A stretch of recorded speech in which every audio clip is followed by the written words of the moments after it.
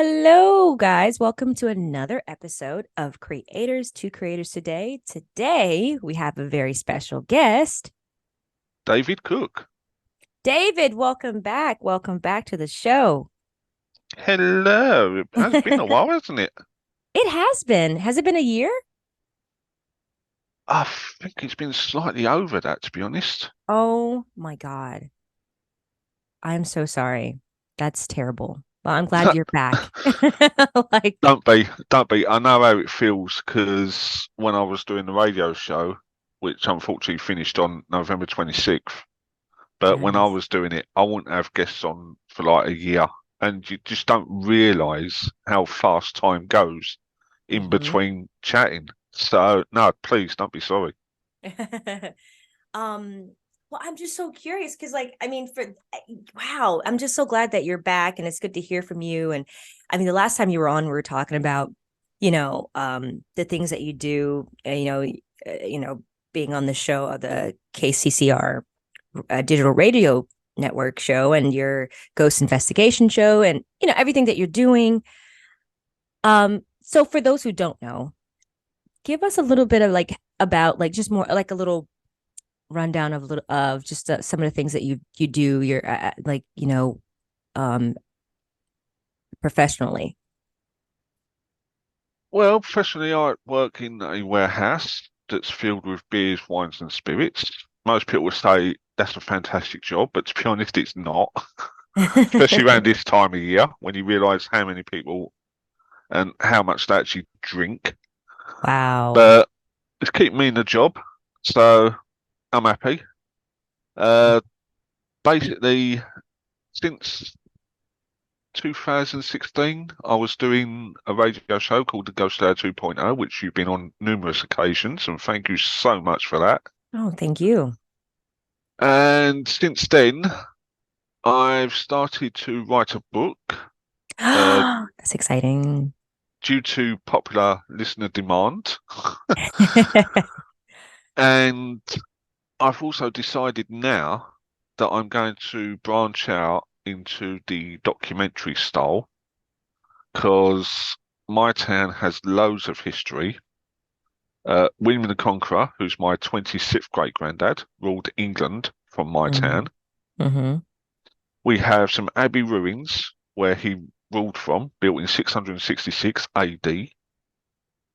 We had the largest fishing fleet in the world at one point, and Captain James Cook, that most historians will know, was actually married in my town. Wow. So why my town has not been documented as much as it should be, I have no idea. Mm. So I'm going to branch into the documentary side of things. Also, for future projects, I'm looking to start possibly a paranormal school so that Oh, I can really? help the kids learn in a safe and correct fashion rather than what they've got at the moment, which is basically the TV shows.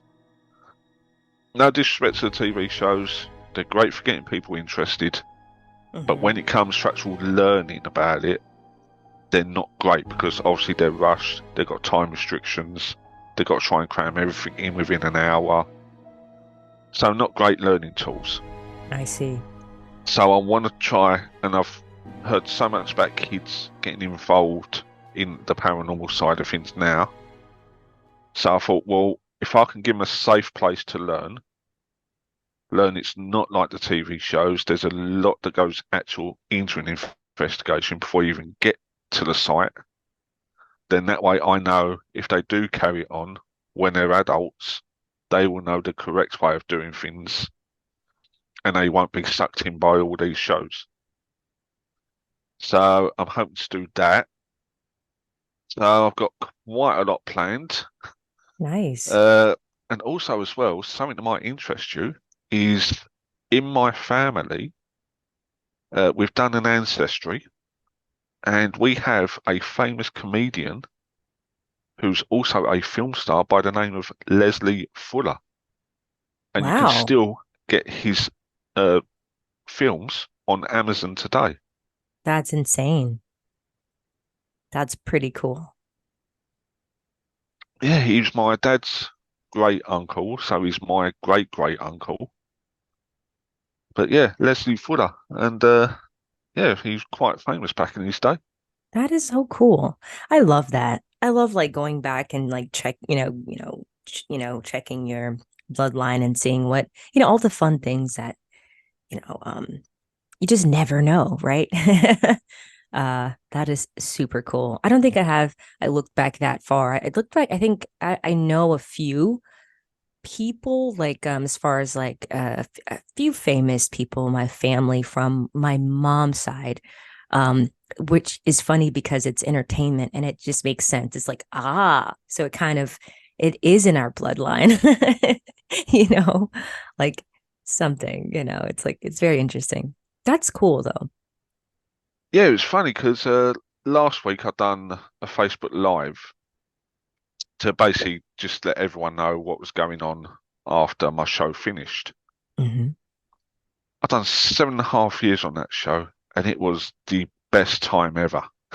It Wow. really was. Wow. Yeah, I think seven Seven. and a half years for a paranormal show where we booked our own guests. That's Uh, amazing. we done our own sort of research. We didn't have none of people doing it for us. Y- We had Tina Marie in the back doing all the banners, giving us advice, helping us along the way. Best teacher ever. yeah. She really is. But the way the show was directed, everything else, we done everything. I love that. So, it is. I don't think people realise how much goes into a show. Oh my God. I commend you because I haven't made anything in a while because it's so I listen, it's overwhelming.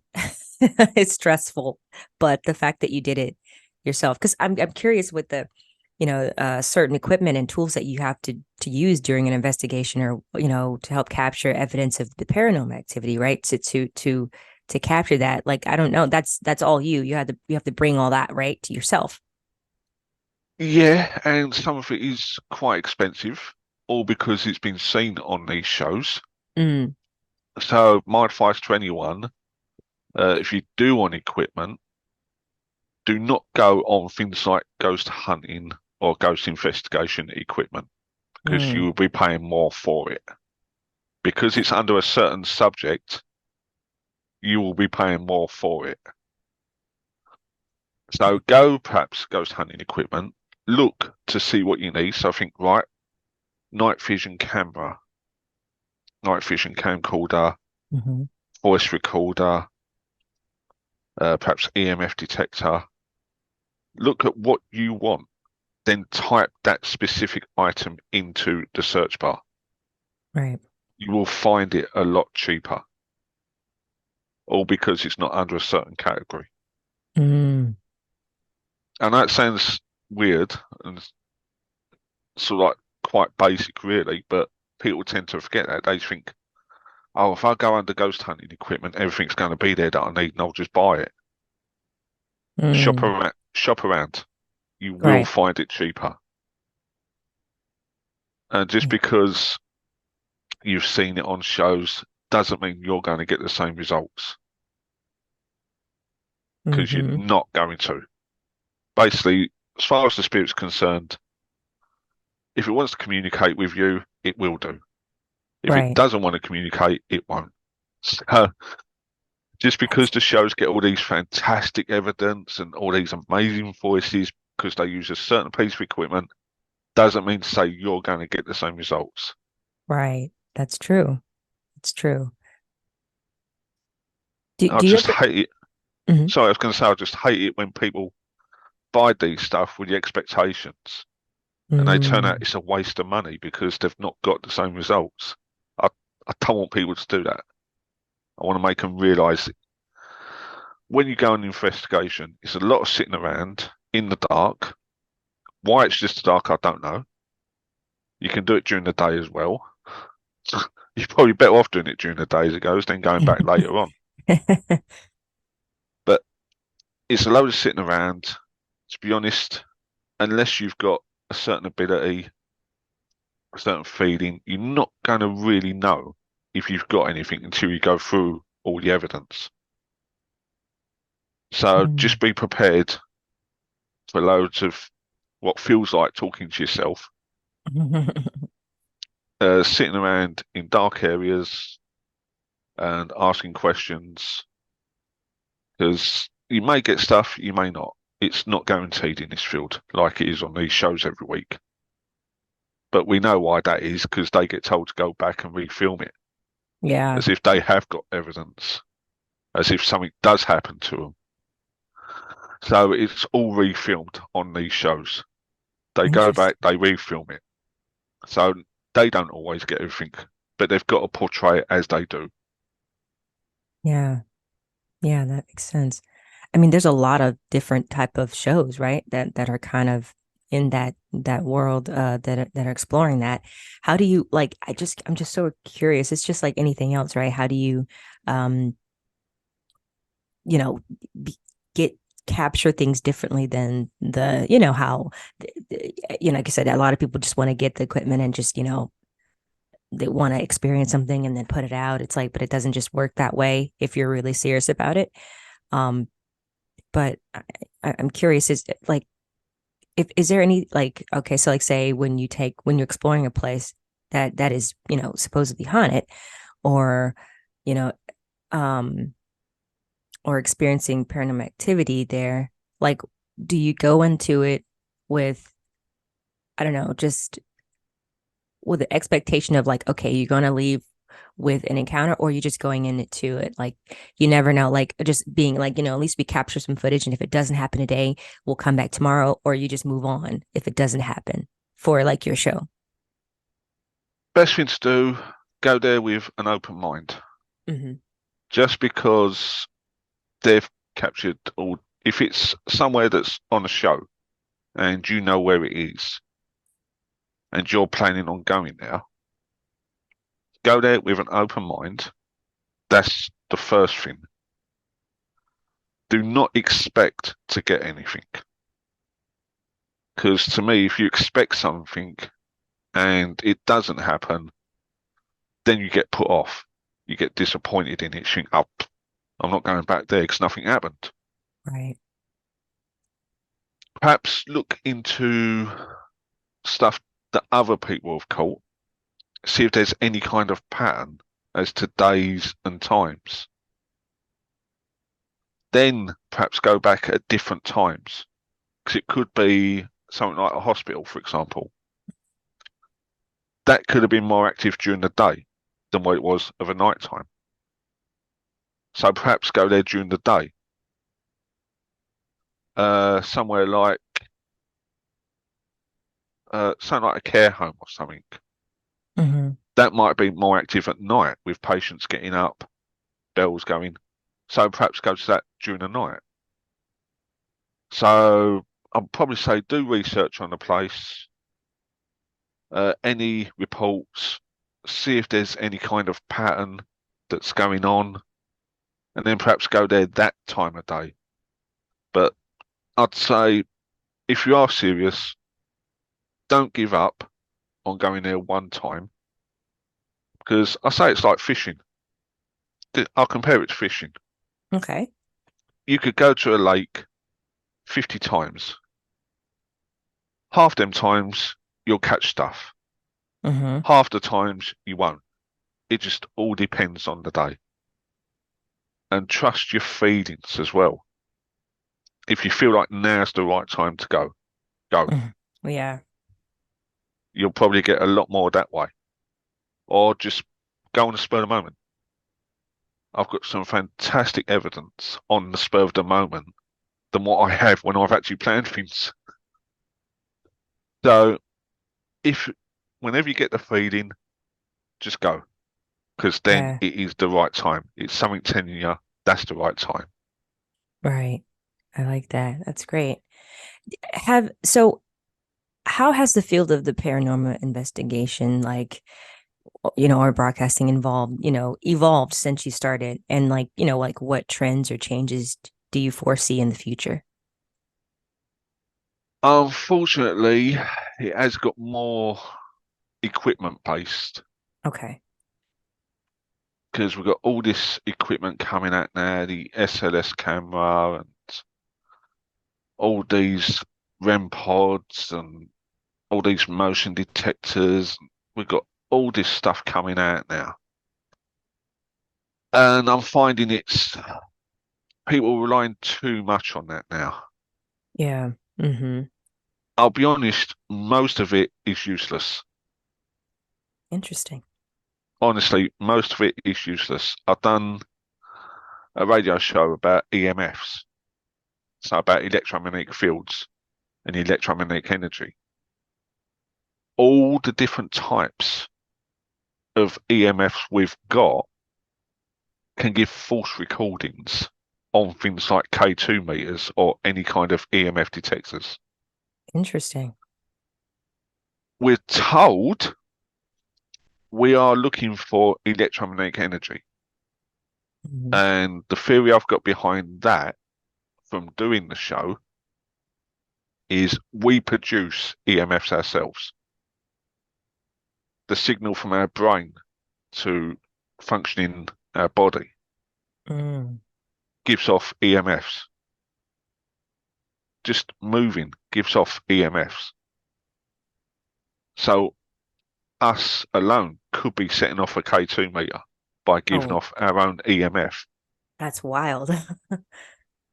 So we're told we're looking for EMFs because I suppose when we pass, people think our energy becomes pure EMF energy.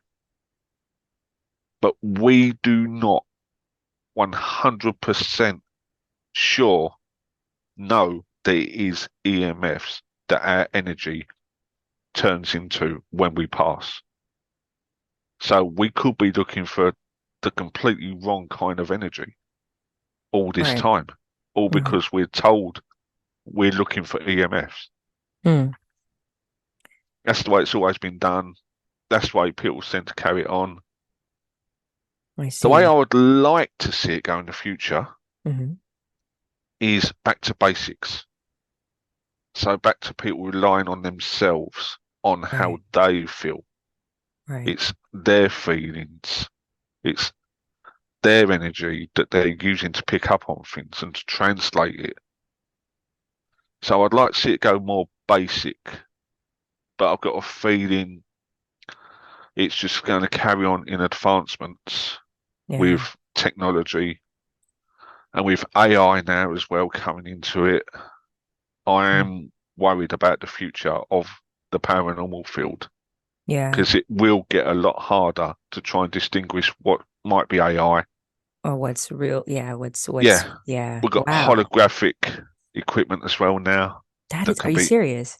yeah, yeah, we've got Wow. holographic stuff. Holy crap. So that could be sort of projected into a room and you could think you're seeing the spirit. So I'm worried about the way technology is going to possibly cross over into the paranormal for business purposes. And that's Yeah. all I can see it for, business purposes. Yeah. Wow. Yeah. And it's just gonna, it is basically gonna mess it up with not knowing what's real and what's not. That's why I Yeah. think we need to go back to basics. I agree with that. Yeah. Good point. Great point. Question: what's been like one of your most memorable or impactful experiences or experience in your career as a ghost investigator? Like, just what was like something that that you did and was like, wow, okay, that was like to like. Can you tell me a little bit about that experience? I'm so curious. I've got two. Okay. Okay. One, not so good, because it put me out of the paranormal for 6 months. Oh my God. I didn't want no messages, no investigations, no shows, no nothing. So yeah, that was at a friend's house. Well, it was my friend's aunt's house. Things got quite intense. Uh, Within the first 2 minutes of meeting her, Mm. this was at a party at my friend's house. Within the first 2 minutes, I was telling her about a dark shadow that's in her house, Oh my God. how it's in her son's doorway, how it pretty much took up the whole doorway. Wow. And she asked me how I knew this, and I said there's a white light that's sitting in a seat facing the doorway showing me this. Wow. And this was in the first 2 minutes of talking to her. So she called her son over and she said to him, "What do you see in your doorway?" And he confirmed it was a dark shadow. Oh, wow, Zers. Oh my goodness. Yeah, but it was this white light that was keeping the shadow out. Interesting. So she said to me, "Oh, you'll have to come round and take a look and find out what it is for us." And I'm like, "Yeah, I'll do that for you." I shouldn't have done it, basically because that afternoon I found out one of my aunts who I was close to passed away. What? So I should have cancelled it. I should have said that I'm not doing it today. I've just found this out. Right. I'll come round at another time. But me, being the idiot I am, No. thought, let's see if I can sort of use what I'm feeling and turn it into some sort of strength. Hmm. Because I've never tried anything like that before. Uh, got there. Things started off slow at first. I was going around the house telling her about a couple of things. She's got this little door under the stairs that's in the living room, and I said that keeps opening. And she's like, yes. And I said sometimes like a ball or something could roll out. So she confirmed that. I explained about a ginger cat that keeps coming into the house, but it's not hers. Oh man. Apparently, that's the neighbour's cat. So it started off slow. Hmm. Then, when her son came home, that's when things really started to pick up. And this is the very short version, by the way. So as soon as I got there, she said to me, like, you can go into the, like, you can go anywhere you want in the house. As soon as I went upstairs, I knew where the bedroom was because I saw the chair. Hmm. Never been there before, but I knew that was his room because of the chair. Wow. So I'm sitting there filming, and next thing I know, this shadow appears in the doorway. Uh, Basically says to me, "You want to see what I look like? I'll show you what I look like." Ooh, And that's scary. it was. I'll admit, that's the only time I've actually been scared. And if any paranormal investigator tells you they're never scared or they've never been scared, they're lying. Yeah. I We've can. all been scared at some point, Yeah. all of us. Wow. So So that was I'm an not, evil presence, would you say? Like something that was not welcomed, yeah, basically. it was something that never had a human form. Ooh, It was just born out of pure negative energy. yikes. I'm not going to go into what it looks like because I don't want to give people nightmares. Oh my goodness. But How do you sleep at night after seeing stuff like that? Like, oh, it wasn't just what I saw, it's what it tried to make me do later on. oh, I see. I see. You know, seeing things is one thing, but when they try and get you to do other things, Mm-hmm. that's the bit that played on my mind. Got you. Wow. Because I said to a friend of mine, because I was getting a really bad pounding headache, that's when I knew I had to get out. I had to get Yeah. out of that room. Yeah. So I said to him, mate, look, take the camera. I've got to get out. Yeah. And I just basically run downstairs. And I was literally shaking. I could not stop shaking. Wow. My friend's trying to tell me to snap out of it, and I just couldn't. And then as I'm sitting there, next thing I know, this thing just appeared in front of me. Oh, So I've gone into the kitchen to try and get away from it. Now it's trying to tell me to get rid of the family. oh my goodness. Now, when I say get rid of the family, I mean kill the family. Yeah. Actually kill it. Oh, that is scary That is Yeah, scary. Oh, yeah, no, that's yeah, I mean, I can't imagine like I mean, obviously, everything is, there's a good and bad, right? And that is, you hear those cases of those, the stories of people that just kind of like what's that one story? Was it a the like when someone can like, you hear this murder cases of someone is like, "Oh, I just snapped." And you're like, "Wait, did there something that was driving that person to slaughter this entire, this person yeah. or hurt this person or hurt themselves?" And yeah, it is definitely a real thing, like, that evil energy presence that can if you're not, if you don't protect yourself or, well, with me, and I growing up in, I've never like encountered, well, I've kind of encountered it, in church growing up, like stuff like that. I've always had what do you call it? A discernment. Like I can sense things. Like, growing up, I couldn't really explain it, but my grandma would always say that I was very like protected by an angel, and but you could like, and then my dad's mom, she could see evil presence. She could be.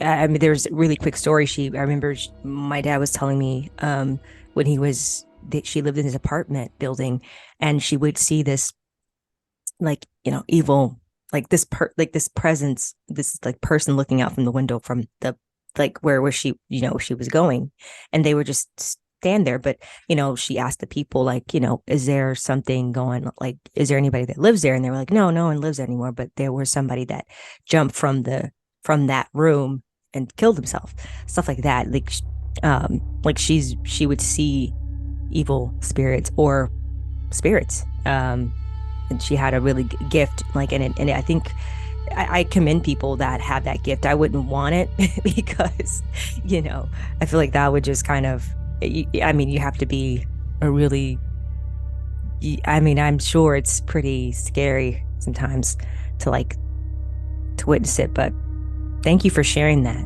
um, with us, because that's pretty dark. Um, Well, thankfully, the white light appeared yeah, and basically said to me, "Get up, you're okay now. It's gone." And it thank was due God. to, yeah, it was due to the love of the mum and how passionate she was that the light appeared.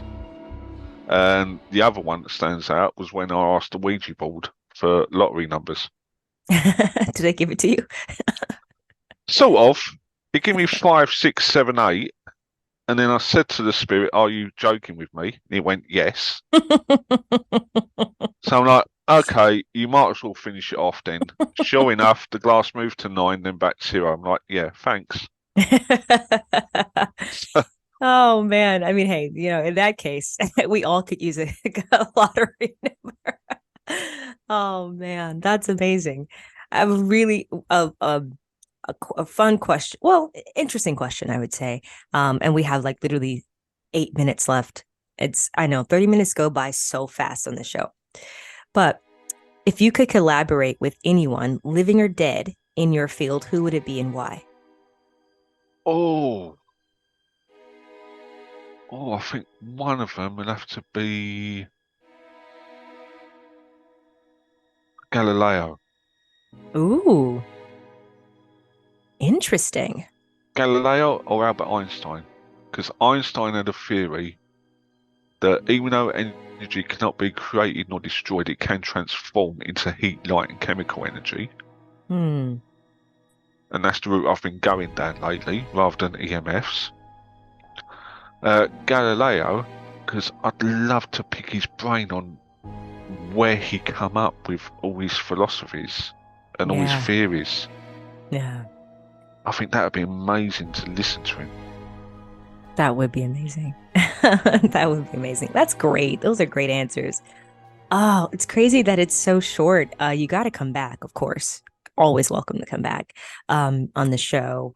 But please share with us where people can find you on social media and to listen to your radio show and everything that you have going on. The best way to get in touch is through Facebook. Just David Cook. I've got a baseball cap on, glasses, black shirt. I'm in the park, sitting next to a tree, so you'll be able to find my profile picture.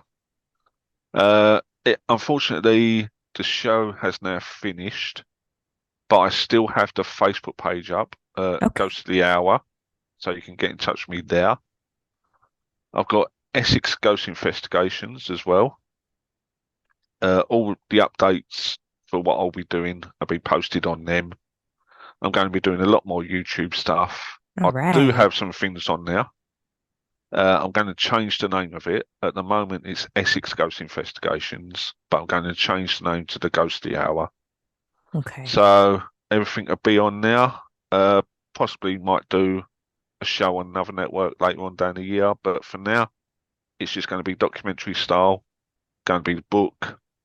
It's going to be starting up the school. So stay tuned for updates. All right. Well, thank you so much. Thank you for coming on. It's always a pleasure talking to you and catching up. And thank you for sharing all that amazing, informative information. And yeah, we look forward to seeing all that you have coming up in the new year, 2024. Yeah, half a century. Damn. Yes, yes, definitely. And yes, thank you all for listening.